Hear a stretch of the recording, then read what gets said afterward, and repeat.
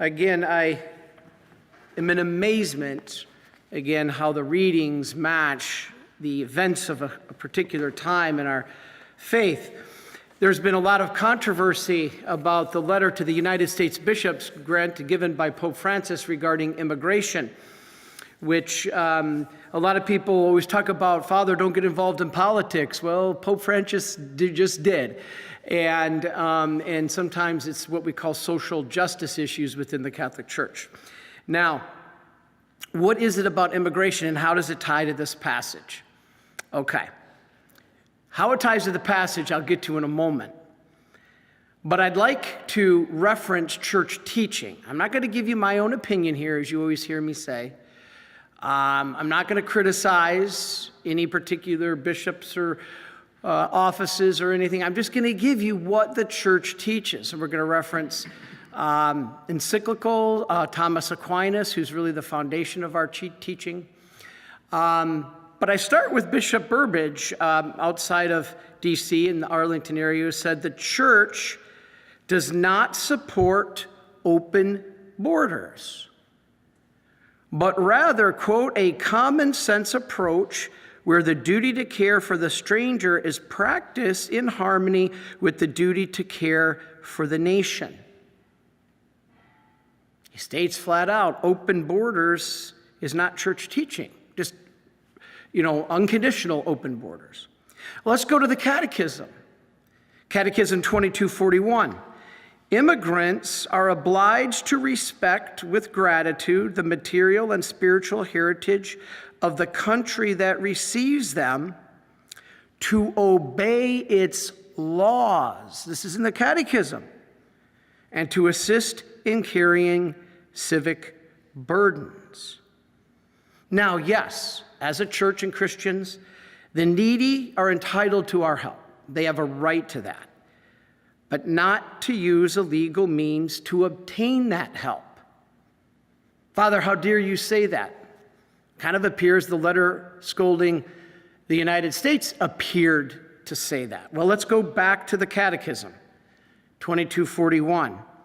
Political authorities, so this would be our president, for the sake of the common good for which they are responsible, may make the exercise of the right to immigrate subject to various juridical conditions. That means the law.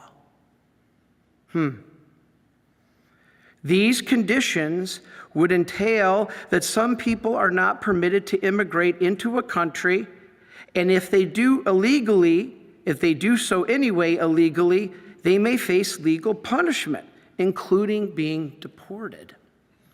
Now, that last part is not specifically mentioned in the Catechism. It's a commentary, but nonetheless, the point is made. The issue of immigration was discussed prior to Vatican II. Did you know this? Yes, it was.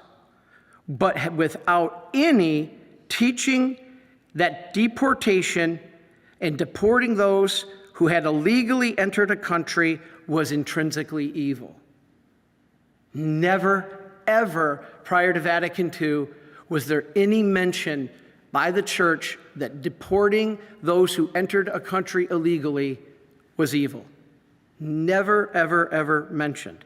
In 1929, the Vatican signed an extradition treaty with Italy, agreeing to return any alleged criminals who sought refuge in the Holy See, which they agreed, extradite them. Now, this wouldn't have happened if all deportations were intrinsically evil. The Vatican wouldn't have agreed to that. What about, let's go to the encyclicals and the teaching of the church in the magisterium. Let's go to Gaudium et Spes, which speaks of causing people to move from one place to another. When the church speaks of that, when the church speaks of causing people to move from one place to another, it's about the ejection of people from their proper chosen home. That's deportation. Deportation is evicting you from your proper home. Sending people out of a country that entered illegally back to where they came from is not deportation. This is the whole confusion. That is repatriation. All this words used from our church itself about deportation is not deportation. Deportation is kicking you out of your real true home. Somebody here illegally, this is not their one true home. And the USA, even when they do send back, has done so with transportation, planes. That's mercy. That's not a requirement, actually. I did a lot of research on this. I've been studying this. I'd like to share with you some of the resources that I'd like to quote. There's a popular Catholic priest called Father Z, who has a daily blog. And he said something interesting. The Holy Family, he said, were not illegal aliens or refugees, because the Pope has been referencing the Holy Family quite a bit in comparison to immigration. And a lot of Catholic clergy have stepped up and said the Holy Family were not illegal aliens. They were not refugees. Why is that? This is fascinating. I'm going to quote from his article recently. He said, the Holy Family did not defy civil authority. St. Joseph obeyed the civil law by responding to the census. They did not leave the jurisdiction of the Romans. They didn't go from country to country. This is fascinating. Brother Mark and I were talking about this last night. He even challenged it, and I looked it up. It's true. Egypt was a province of the Roman Empire. So the Holy Family wasn't going from nation to nation. We can't say that they were immigrants or refugees. They went out of their way to comply with Roman law in addition to Jewish law. They were not illegal. The road to Egypt was a trade route secured by legitimate authority, not by human trafficking cartels. They did not sneak into Egypt. St. Joseph worked for a living and did not receive any handouts. So you could say, no hotels or free cell phones. St. Joseph didn't have a criminal record. He wasn't a fugitive from justice or a violent gang member. To compare the Holy Family to some of the situations is completely improper. Now, the vice president mentioned Ordo Amoris, the order of love. And this I verified is absolutely in church teaching. There is a hierarchy of love, and this is what Catholics are not being taught. This was not referenced in that letter to the bishops. The order of love that we must give is God first, family second, country third, our own people fourth, and other people fifth. That doesn't mean you don't love those other people. It says we love everybody, but there's a hierarchy. Do these have priority under Ordo Amoris to preference in the allocation of finite resources, these people who are here illegally? No. Catholic truth is not known. It's not being taught on this matter. The first duty of a nation is to the good of its people. Missing children, rapes of girls and boys, and women, almost 80%, some statistics say, of women coming over the border are raped. Where is the compassion for these people? State stats show numerous Americans have been murdered, raped, and molested or suffered from crime, home invasions, carjacking, fentanyl from the cartels of Mexico and the drugs like fentanyl from China. J.D. Vance said Mexican cartels made $30 million a day smuggling drugs and people across the southern border. Our services, hospitals, schools are all overloaded, overburdened. Our culture has been affected. Now, 300,000 children are reported as missing, but that doesn't necessarily mean they're enslaved or trafficked. It just means they're not registered properly through immigration. But several have been, they have found, given to pedophiles. Sometimes our own Catholic Charities and Relief Services said, well, they were handed over to others. Well, who do we know who these others are if we don't have a registration process, a vetting? There's no criticism coming from the church about Islam's human rights record.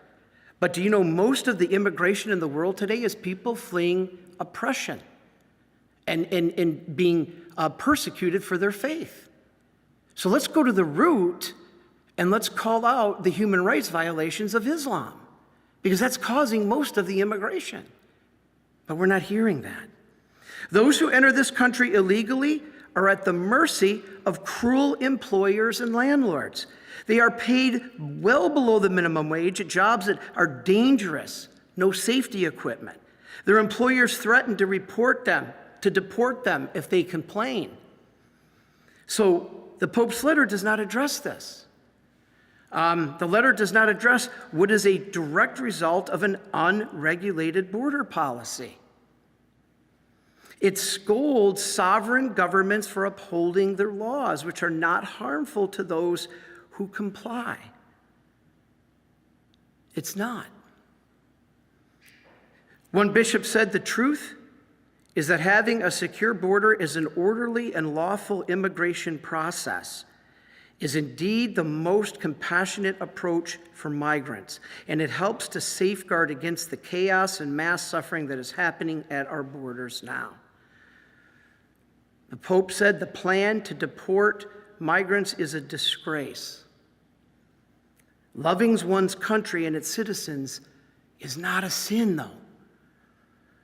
There's an order of love. We just talked about it, and that's the reading today. What did Jesus say in this reading? What did he say? The children have to be fed first. Who is he talking about? Israel. Jesus said, I came first to Israel, first to take care of them. Then we will go to the Gentiles. He didn't say, I'm not loving the Gentiles. He says, I came to Israel first. Let them be fed first, for it is not right to take the food of the children and throw it to the dogs. He meant the Gentiles. But then she said, sir, even the dogs or the Gentiles under the table have the right to eat the children's scraps. And he said, you know what? You're right. He didn't say we're not going to feed them or take care of them. He says there's a hierarchy of love. That's ordo amoris. And so this is something to deport in fact, it's interesting because the chastisement about the immigration policy here in the United States that is trying to be enforced. Do you know the Vatican has a wall? Yeah, there's a lot of crime nearby. They have a great big wall. No one enters the Vatican without proper permission and paperwork. I find that interesting. The Pope said we must not have walls, but instead bridges. And he said walls instead of bridges is evil. But yet there is a wall at the Vatican. Then you know the Vatican fines and imprisons those who enter the Vatican City illegally. They just published this update a few weeks ago. Every sovereign nation has a right to defend itself and to determine who comes into its country. The problem is, when we try to eliminate this is denationalization.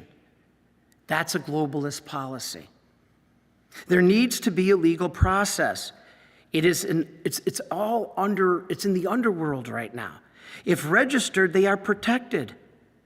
We've always had immigration. My grandfather was born in what's today the Czech Republic. But when he came to Ellis Island, he was fully registered. It was done through a legal process. Now, if you don't do that, if somebody disappears, nobody knows it. Separation at the border is as much about separating children from traffickers, sex traffickers, as anything else. We have to know who their parents are and who they're given to. You know, the USA has written laws. That is sovereignty. Jesus talks to St. Faustina about the sovereignty of nations. It's in the diary. How come that wasn't quoted? Who is defending these people at the border? John Paul II himself said illegal immigration should be prevented. There's a great article online by this S.D. Wright What does the Catholic Church actually teach about immigration? He asked the question, is the state morally obligated to welcome all foreigners without condition? Does the church teaching require open borders? And if so, at what cost? To the nation, its people, and even to the immigrants themselves. No, he said, and this is a beautifully written article supported by many bishops. And he's going to go now to the writings of Thomas Aquinas. This is the foundation of our Catholic teaching, Thomas Aquinas. He also referenced social encyclicals of the 19th and 20th centuries by popes and the nature of civil society itself. Now, he says, far from mandating open borders or condemning all deportations, Catholic Church teaching is this. 1, the civil authorities' primary duty is to the common good of its own people who form the household of the nation. Again, remember, God, family, nation, those inside and then those outside. That's the order of love. Doesn't mean you don't love everyone. You love all 5 of those. Second, hospitality towards immigrants must be guided by prudence and ordered to justice. 3, unchecked immigration can undermine civil society, exploit both native workers and migrants, and serve the interests of globalism at the expense of the common good.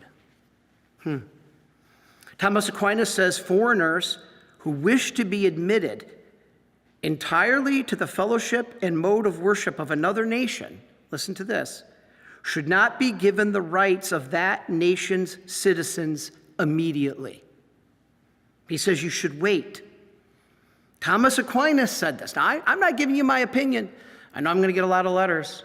Father, how dare you get political? I'm just simply commentating on what letter has been received by our bishops and then what the Catholic Church teaches.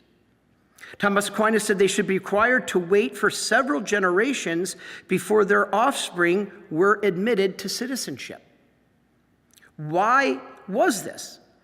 St. Thomas Aquinas immediately explains that it was because the immediate admission of foreigners to citizenship could lead to many dangers. If foreigners were allowed fully into the affairs of a nation as soon as they arrive, the second they arrive, many dangers might occur, since the foreigners may not have the common good firmly at heart yet. They may not understand it. Case in point, the Germanic Goths. In 376 AD, they were allowed to come into Rome as refugees. Soon, they all rose up in revolt, and they crushed the Roman Empire. That's unbelievable.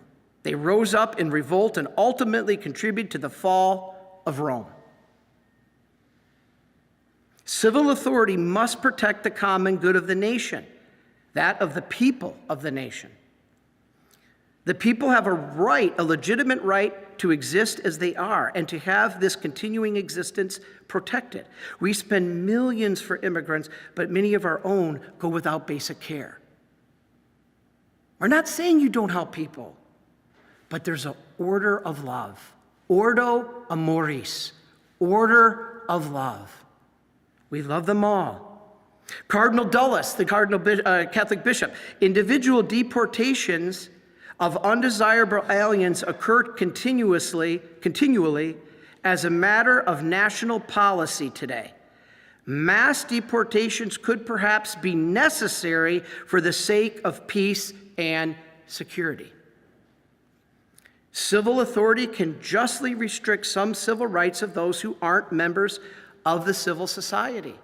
Illegal. Let's go back to the Catechism. Civil society has a right and duty to defend itself and the people of which it is constituted. Non-citizens don't have unconditional rights to reside, receive full benefits, or to automatically attain citizenship. This is manifested in the law of the Old Covenant and in the duties which are imposed in the New Testament. So to finish, sorry this is long, but I think us Catholics are not understanding the full church teaching. We're going to finish with the biggest one, the Bible. In 1 Timothy, Paul writes, "But if any man have not care of his own, and especially of those of his house, he has denied the faith and is worse than an infidel." What would St. Paul say to a man who not only neglects his own or a country, but in fact invites outsiders into the household and focuses on them to the detriment of his own and endangers them? St. Thomas Aquinas commented on this, and he said, as Augustine says, "We can wish well to everyone, but those who are closer to us are regarded as our principals and consequently more worthy of love." I'm not saying that. That's Thomas Aquinas. If he does not observe the faith in regard to those to whom nature has given him, a nation would be its citizens, the result is that he will not observe it in regards to others. So I finish by saying those who advocate for extravagant immigration policies, hotels in the millions, cell phones, and many other benefits to illegal aliens and immigrants with whom they were not personally given but are here illegally at the expense of the actual citizens clearly come under St. Paul's condemnation.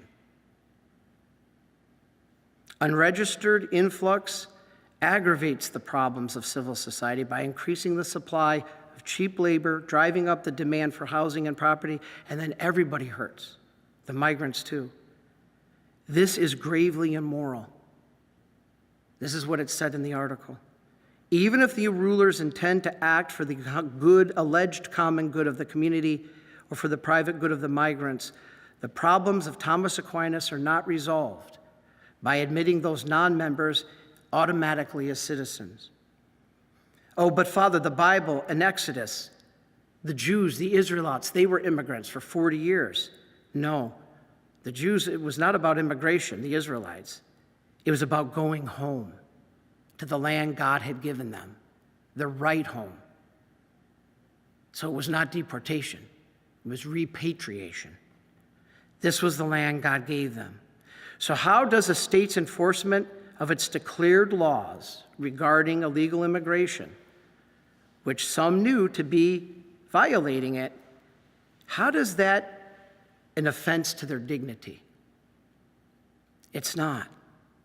Christians who don't support open borders are somehow now made to feel not faithful, not followers of Jesus. But the Old and New Testament and the teaching of Christian theologians and Catholic teaching shows the opposite is true. So lastly, a quote by Trent Horn, a great Catholic theologian. He said, quote, "Catholics should continue to promote immigration policies that respect the right to migrate and treat migrants with compassion while also respecting the right of the nations to maintain sovereign borders. This would include the right, in at least some circumstances, to deport people who illegally enter." Again, none of this is my opinion. I'm not here to criticize anybody who's trying to love. I'm not criticizing anybody in the church who feels people deserve love. We all do. But there is an order. There is a process that the Catechism calls out. I just read the bishops called out, popes of the past have called out, and the Catechism calls out. That's church teaching. And so as I opened up this statement from Bishop Burbidge, automatic unconditional open border policy is not Catholic teaching. So while you might write me and condemn me, that's okay, because you're not condemning me. You're condemning church teaching. Because all I gave you here is what the church has taught for centuries. So God bless you. Let's pray for all people. no matter where they fall in that hierarchy of love, we have to love all people. We must love all people. But we must also do it not at the expense of others, but to help all people. God bless you, and God bless America.